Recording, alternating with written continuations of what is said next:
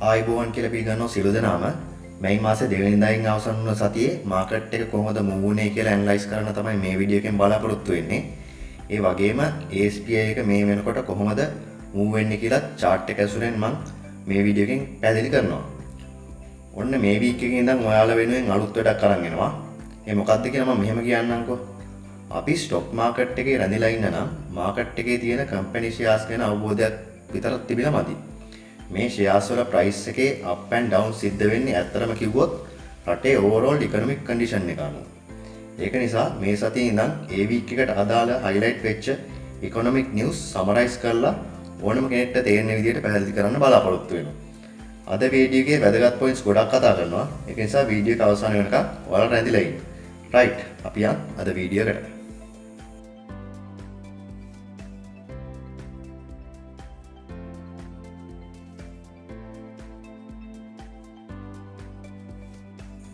ඉස්සෙල්ලාම අපි CAC එකේ වීක්ලි රිපෝට් එකට ගිහින් බලමු කොහොමද මේ සතියේ ෆිගර්ස් වෙනස් වෙලා තියෙන්නේ කියලා. ඉස්සෙල්ලාම ගත්තොත් all share price index එක බැලුවොත් ඔයගොල්ලන්ට පේනවා කලින් සතියේ වාර්තා වෙලා තියෙන්නේ ඒක 15742ක් විදියට. ඒක මේ සතිය වෙනකොට ඔයගොල්ලන්ට පේනවා 15851 දක්වා ඒක 109ක පමණ දැවැන්ත වර්ධනයක් පෙන්눔 කරලා තියෙනවා කියලා. ඒ නිසා අපිට කියන්න පුළුවන් පොසිටිව් මූව්මන්ට් එකක් එක දිගටම පෙන්නනවා කියලා ASPI ඉන්ඩෙක්ස් එකේ. S&P SL20 දර්ශකයේ බැලුවොත් එහෙම ඒකක 4632 ඉඳලා 4638 දක්වා සුළු වැඩිවීමක් තමයි පෙන්වුම් කරලා තියෙන්නේ. ඒක 6ක පමණ. PER සහ PBV ratios දෙක ගත්තොත් එහෙම PER ratio එක කලින් සතියේ සටහන් වෙන්නේ 8.34ක් විදියට. ඒක මේ සතියේ පොඩි වර්ධනයක් තමයි පෙන්වුම් කරන්නේ 8.42 දක්වා. book value එක ගත්තත් ඒත් එහෙමයි. කලින් සතියේ 1.1ක් ලෙස සටහන් වෙන්නේ. ඒක almost same මේ සතියේ 1.11ක් විදියට තමයි සටහන් වෙන්නේ. මෙන්න මේ ෆිගර් එක බලන්න. total turnover එක. කලින් සතියේ රුපියල් බිලියන 7.1ක් විදියට තමයි පැවතුනේ. ඒක මේ සතිය වන විට රුපියල් බිලියන 13.1 දක්වා දැවැන්ත වර්ධනයක්. ආසන්න වශයෙන් ගත්තොත් එහෙම රුපියල් බිලියන 6ක පමණ වෙනසක් මෙතන තියෙනවා. ඉතින් කලින් වීක් එකට සාපේක්ෂව ගත්තොත් එහෙම 183ක පමණ වැඩිවීමක් තමයි පෙන්වුම් කරන්නේ. කලින් වීක් එකේ ඇත්තටම කිව්වොත් දවස් 5ක් මාකට් එක ඕපන් වෙලා තිබ්බා. නමුත් මේ වීක් එකේ දවස් 4යි මාකට් ඕපන් වෙලා තිබ්බේ. ඔයාලා දන්නවා ජාත්‍යන්තර මැයි දිනය පළවෙනිදා නිසා මාකට් ඒ දවසේ ක්ලෝස් වෙලා තිබ්බා. ඉතින් එවන් පසුබිම තමයි මේ ඉහළ යාම අපිට බලා ගන්න පුළුවන් වෙන්නේ. ඒ වගේම ගත්තොත් මේ ෆිගර්ස් ටික බලන්නකො.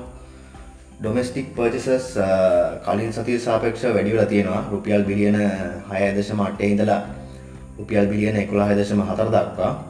නමුත් ඒ හා සමානවම ඩොමෙස්ටික් සේල් එකත් රුපියල් බිලියන 6.6 ඉඳලා රුපියල් බිලියන 11.2 දක්වා වැඩිවීමක් පෙන්눔 කරලා තියෙනවා. foreign purchases වලත් රුපියල් මිලියන 302 ඉඳලා රුපියල් බිලියන 1.6 දක්වා වර්ධනය වෙලා තියෙනවා.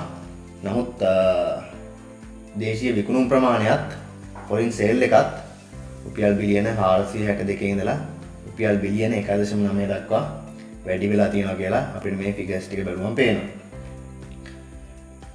ඒ වගේම ගත්තොත් මේ ෆිගර්ස් ටික බැලුවම අපිට පේන දෙයක් තමයි ඉන්වෙස්ටර්ස්ලාගේ සහභාගීත්වය ඉහළ ගිහින් තියෙනවා කියලා මේ සතියේ.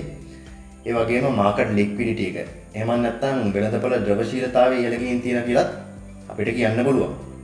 ඉතින් අවසාන වශයෙන් කියන්න තියෙන්නේ මාකට් එක මේ වෙනකොට හොඳ පොසිටිව් මූව්මන්ට් එකක් පවත්වාගෙන යනවා කියලා. අපි බලමු ඉදිරි සතිවල කොහොමද මේ දේවල් පෙන්눔 කරන්න කියලා. ASPI එකේ ටෙක්නිකල් පැත්ත ගැන කතා කරොත් වීක්ලි chart එක ගැන හොඳ explanation එකක් මම අන්තිමට දාපු වීක්ලි අප්ඩේට් එකේ දුන්නා. මිස් වුණ කෙනෙක් ඉන්නවා නම් මෙතන උඩින් කාඩ් එකක් දාන්නම් වීඩියෝ එක ගිහලා බලන්න. අද මම ඒ ගැන කතා කරන්න බලාපොරොත්තු වෙන්නේ මට daily chart එකේ ගිහිල්ලා important points ටිකක් ඔයාලට පෙන්වන්න තියෙනවා. daily chart එකට ගියොත් එහෙම ඔයගොල්ලන්ට පෙන්වන්නම් මාකට් එක මෙන්න මේ වගේ parabolic move එකක් ගියා කියලා මම ඔයගොල්ලන්ට ගිය සතියේ පැහැදිලි කරලා. ඒකල්ලා දැන් මේ වගේ correction එකක් තියෙන්නේ කියලා පැහැදිලි කරා. දැන් අපිට අයිඩෙන්ටිෆයි කරගන්න ඕන මෙන්න මේ කරෙක්ෂන් එකේ රිවර්සල් පොයින්ට් එක මෙන්න මේ ලෝව ලෝ එකද කියලා. මම මේ කරෙක්ෂන් එක ගැන තව පොඩ්ඩක් පැහැදිලි කරන්නම්කෝ. කරෙක්ෂන් එක ඇති උනේ මෙන්න මෙහෙමනේ. මෙන්න මෙතන හයි එකේ ඉඳන් මෙතනට ලෝ එකක් හැදුවා. ඊට පස්සේ මේ ලෝව හයි එක හැදුවා. ඊට පස්සේ මෙන්න මේ ලෝව ලෝ එක හැදුවා. එතකොට දැන් මාකට් එක ට්‍රේඩ් දෙන්නේ මෙන්න මේ කියන ලෝව හයි එක අතරේ සහ මෙන්න මේ කියන ලෝව ලෝ එක අතරේ.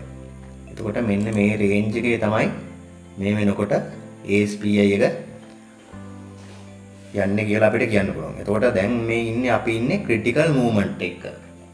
මම මේ කොළ පාට ලයින් එකෙන් ඇදලා තියෙන්නේ 20 පීරියඩ් EMA එක.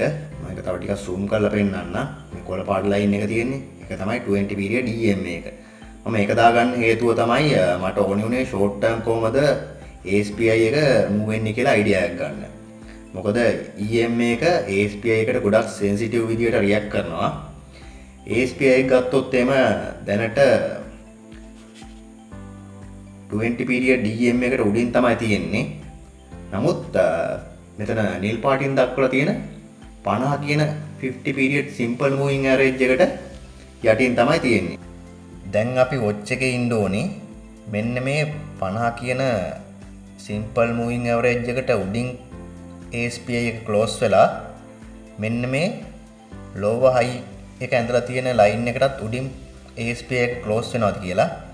එහෙම වුණොත් මෙන්න මේ පොයින්ට් එක මේ කරෙක්ෂන් එකේ රිවර්සල් එක විදිහට අපිට අඳුර ගන්න පුළුවන්.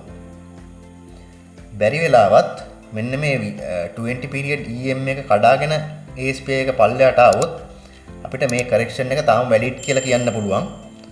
එහෙම වුණොත් මෙන්න මේ ලෝවර් ලෝ එක පැත්තට නැවතත් ASPI එක ගමන් කරන්න පුළුවන් කියලා අපිට ෆෝකාස් කරන්න පුළුවන්. කොහොම වුණත් දැනට තත්ත්වය සුබදායකයි. මොකද EM එකට උඩින් තමයි ASP එක මේ වෙලාවේ ගමන් කරන්නේ. අපි බලන් යමු ඉදිරි සතිවල කොහොමද ASP එක මූව් වෙන්නේ කියලා.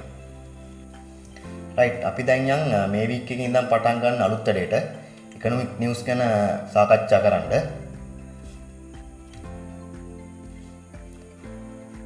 IMF එක අප්‍රේල් මාස 25 වෙනිදා සයින් කරපු ස්ටාෆ් ලෙවල් ඇග්‍රීමන්ට් එකෙන් පස්සේ ඊළඟ අදියර ජූනි මාසෙ වෙනකොට රිවිව් කරන්න බලාපොරොත්තු වෙනවා කියලා තියෙනවා. අපි බලන් යමු මොන වගේ කරුණු කාරණාද මේ රිවිව් එකෙන් පස්සේ එළියට එන්නේ කියලා. ඒ වගේම ගත්තොත් එහෙම වෙළඳ පොළ නැවත විවෘත කිරීමත් සමග ආනයනික වාහන අලවිය ඉහළ ගිහින් තියෙනවා කියලා මේ නිවුස් එකේ කියලා තියෙනවා. වාහන ආනයන කරන්ගේ සංගමය කියලා තියෙනවා දැන්ට ආනයන කරන ලද වාහන 7000ක ප්‍රමාණයෙන් 75ක් පමණ දැන්ටමත් විකිණලා තියෙනවා කියලා. ඔයාලා දන්නවා 2020 දාපු බෑන් එකෙන් පස්සේ 2025 පෙබරවාරි වල වාහන ආනයනය නැවත ආරම්භ කරා. කොහොම වුණත් පාරිභෝගිකයන්ගේ ඉල්ලුම සහ ජපනීස් යෙන් එක මේ වෙලාවේ ස්ට්‍රෝං නිසා මේ වෙලාවේ වාහන මිල ටිකක් ඉහළ මට්ටමක තමයි පවතින්නේ. ඔයාලා මොනවද හිතන්නේ කියලාත් දැන් තියෙන vehicle price එක ගැන පල්ලෙන් කමෙන්ට් එකක් දාන්න. මේ දවස්වල මාකට් එක යම් තරමකට අප් වෙලා තිබ්බත් අපි බැලුවොත් එහෙම අවසන් මාස 3 කොටස් වෙනද පොළ සෑහෙන ඩ්‍රොප් එකක් තියෙන්නේ. ඒක monthly chart එකට වගේ ගිහිල්ලා බැලුවොත් එහෙම bearish candle තුනක් තමයි අපිට පෙබරවාරි මාර්තු සහ අප්‍රේල් මාසවල දැක් ගන්න පුළුවන් වෙන්නේ. එතකොට මේගොල්ලෝ කියලා තියෙනවා S&P 20 දර්ශකයේ 102කින් පමණ වැටලා තියෙනවා කියලා.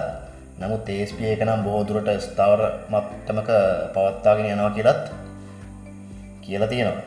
කොහොම වුණත් 2024 performance එකෙන් පස්සේ මාකට් එක cool down වුණා. ඒත් daily turnover එක overall ගත්තම සුළු වශයෙන් වැඩි වෙනවා කියලා දැන් අපිට කියන්න පුළුවන්.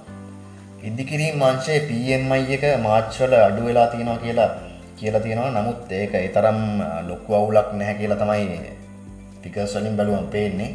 මාර්තු මාසයේ PMI එක සටහන් වෙන්නේ 54.3ක් විදියට. ඒක පෙබ්‍රුවරි වල තිබිලා තියෙන්නේ 55.6 විදිහට. කොහොම වුණත් දැන් වෙනකොට ස්ටේබල් ප්‍රයිස් ඉන්පුට් එකක් තියෙන නිසා ඉදිකිරීම් ශේෂ්ත්‍රයේ තරමක ෆේවරබල් කන්ඩිෂන් එකක තියෙනවා කියලා කියන්න පුළුවන්.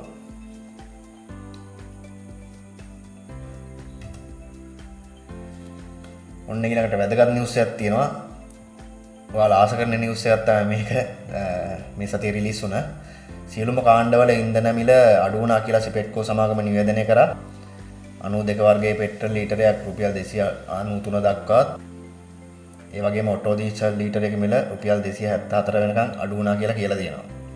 යුරෝපීය සංගමයේ නියෝජිතයින් පිරිසක් අප්‍රේල් 28 ඉඳලා මැයි මාසේ 7 දක්වා ලංකාවේ නිරීක්ෂණ කටයුතු කරනවා කියලා මේ නිවුස් එකෙන් කියනවා. මානව හිමිකම්, කම්කරු ප්‍රමිතීන්, පාරිසරික ආරක්ෂාව සහ යාපාලනය පිළිබඳ ජාත්‍යන්තර සම්මුතීන් 27ක් අනුමත වෙලා තියෙනවා කියලත් මේ නිවුස් එකේ කියලා තියෙනවා. කොහොම වුණත් ලංකාවේ ත්‍රස්තවාදී වැළැක්වීමේ පනතට කනස්සල්ලෙන් ඉන්නවා කියලා තමයි ආරංචි මාර්ග මේ වෙනකොට සටහන් කරලා තියෙන්නේ. රයිට්, අදට මම මේ වීඩියෝ එකෙන් සමුගන්නවා. ප්‍රශ්න මොනවාද තියෙනවා නම් කමෙන්ට් සෙක්ෂන් එකේ කමෙන්ට් එකක් දාලා ඕන වෙලාවක අහන්න පුළුවන්. වීඩියෝ හොඳ නම් ලයික් එකක් දාලා channel එක subscribe කරන්න අමතක කරන්න එපා. මොකද ඔයාලා දෙන like එක, comment එක, subscribe එක තමයි channel එකේ ඇත්තටම කිව්වොත් motivation එක වෙන්නේ. ඊළඟ සතියේත් මේ වගේම weekly update එකක් අරගෙන නැවතෙන්නම්. මම පසින්දු ජයශාන්.